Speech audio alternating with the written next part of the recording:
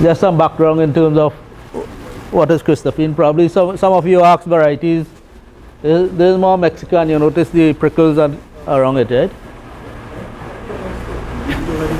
And this is a field in Vietnam. Basically, the same system you grow it, that covered trellis. But I would talk to this some more in some of my later presentations.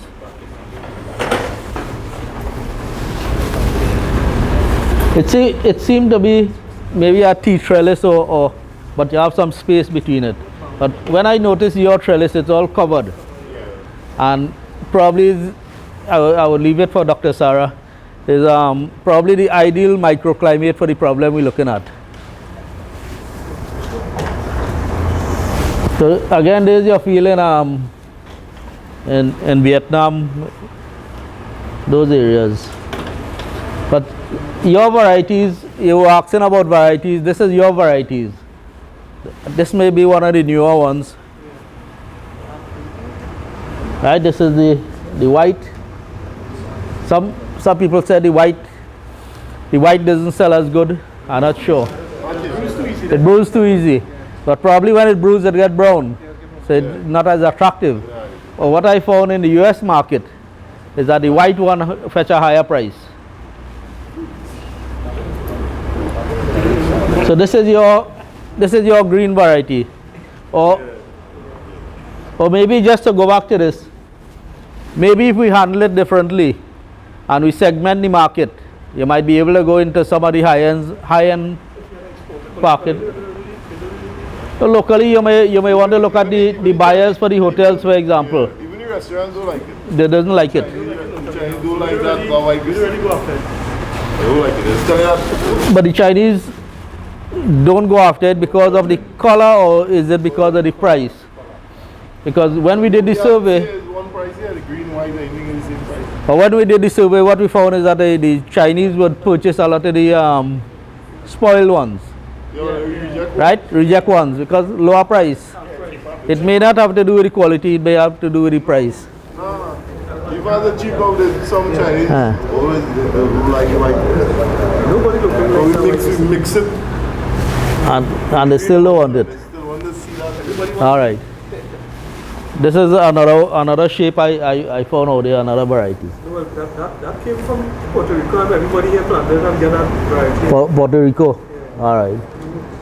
There's another one. There's probably the regular variety, local one, right? And I was trying to understand what the disease looked like. And you're getting that spotted sink in the fruit. I took one of the fruits and carried it home, put it in the fridge. Perfect fruit. And after a week, I started to see that appearing on it. Right, and this is what the leaves look like. And when you feel dry out, this is what it may look like. But we were talking the economics of Christophene, and we may argue the case because this is what the prices look like. In the dry season, the price is low. In another dry season in Pitcairn, your price is low. When your volume's high, when you're getting less disease, less losses, you bring more to the market, lower prices. So it's the perfect crop to the economists. Supply high, price low. Supply low, price high. So I was telling Sarah that when he come here and tell you how to control that disease, you might be in problem. High production right through, low prices right through. But it's important, we need to know how to control it. As Christophene farmers, we need to know the science of the crop, everything about it. So this is what your prices look like. So maybe some of the new farmers or strategic farmers would plant some crops to come in May, June and October, November using different technology, and we would talk some technology afterwards.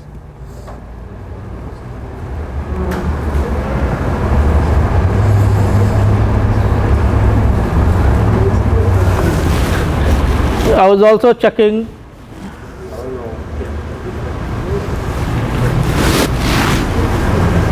in this. I was looking at January to December, and this is 2013 is the green line, 2014 is your red line, and 2015 is the blue line. So the crop really follow a trend. How much you put on the market, it really follow it, right? So no two ways about it. And I was trying to get the rainfall data, and if I could get the rainfall data, most likely you would see the rainfall data mirror this price, because it would be opposite to your losses. If I throw rainfall data and volume, you would see a opposite. And then we look at it over a 3-year period, 2013, 2014, 2015, and it was the same behavior, because January 1 is no December, January 1st is no different from yesterday, December 31st. So the days just continue, so that's why I look at it alone. So when Sarah give you the solution, he also give you a problem to deal with. And then we have to decide how to deal with it. Maybe Ayub would tell us what we could do with Christophene.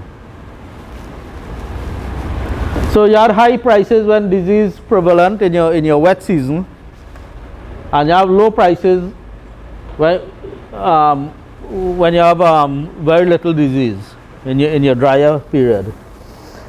And what we find is that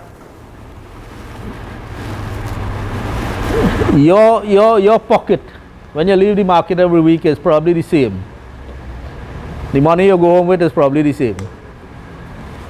That's the case, because the prices compensate. Less volume, prices compensate. So to you as a business person, controlling the disease may not make sense, because the amount of money you go home with is the same. High prices is what attracts you to beside the disease. So long when the disease was not here, it was the same thing. Disease, all kind of the same thing. Same price. The price follow the same thing. Yeah, what happened now is that we have more farmers now. So it wouldn't be the same, I don't think, because we have plenty more farmers now where we have more production. I don't know what the price, because I don't know the trend was the same. But if the trend is the same, it probably have to do that people eat more Christophene when the season dry. The production with the dry season anyway. Dry season, wet season. Oh, it's the same one. We are just saying it's not seasonal. To us, it's seasonal. But we could get rid of the seasonality. That is very simple. In the third presentation, I would show you how we could deal with seasonality.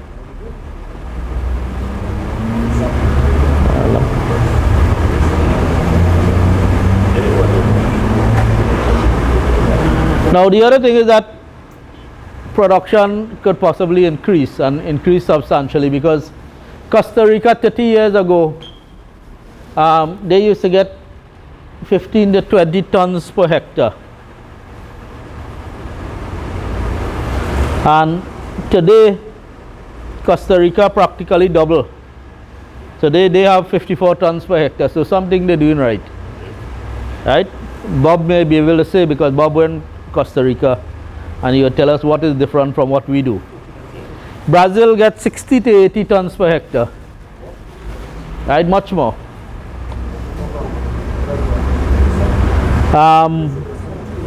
Vietnam 18 tons per hectare, which is probably same thing as us, but in Vietnam they sell a lot of the leaves.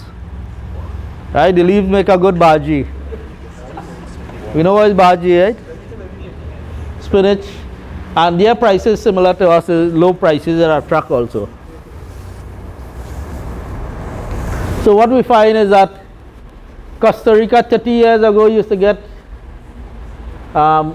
in terms of pounds per acre, which what I still understand pounds per acre, right?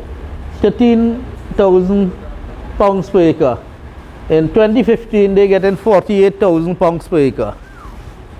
Brazil, 53,000 pounds per acre. And they get up to 71,000 pounds per acre. Vietnam, very low, 16,000 pounds. But notice the Vietnam production system similar to ours.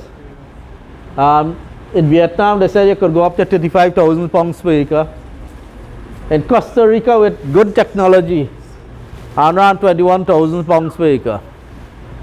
And in greenhouse, around 82,000 tons per hectare.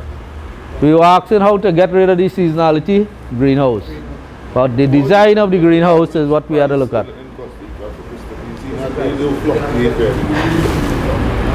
I don't have the prices for Costa Rica, but I will show you later on where Costa Rica is exporting to the US and Mexico, and I will show you Costa Rica price and Mexico prices.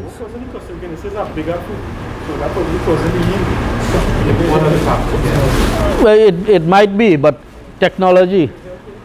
What I will show you is, you know where you are with technology, I will show you where the world reached with technology just now. You know where with technology, right? Bamboo trellis, let it grow, next one fall and it grow. So this is the difference in yields we're looking at. Look, Trinidad very low compared to the rest of the world. Trinidad, very low yields.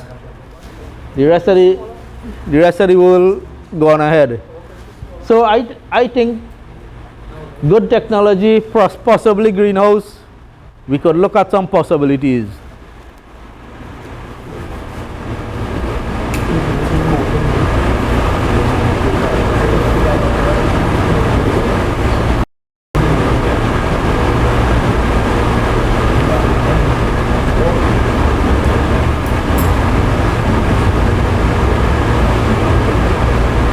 If you're looking at an average, if you were to get it right, remember we benefit from the $10 a pound up there. If we were to get it right and you have average prices, you may be somewhere here.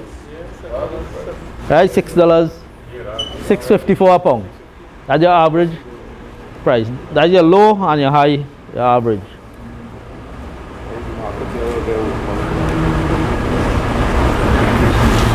My argument with Dr. Sarah is that if you were to get rid of the disease, you were to control this thing totally, you might be in serious problems. Right? Your prices would be down here.